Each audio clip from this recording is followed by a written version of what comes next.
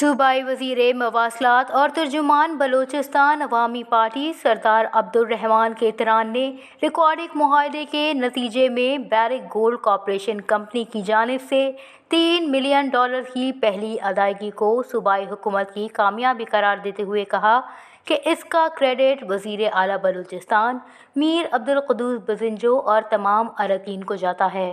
انہوں نے نہ صرف صوبے کے مفاد میں بہترین فیصلہ کیا بلکہ ہمارے ملک پاکستان کو معاشی لحاظ سے اس وقت مختلف چیلنجز کا سامنا ہے اور ایسے وقت میں غیر ملکی کمپنی کی جانب سے کاروبار کی مد میں $3 ملین کی ادائیگی کسی بڑی خوشخبری سے کم نہیں۔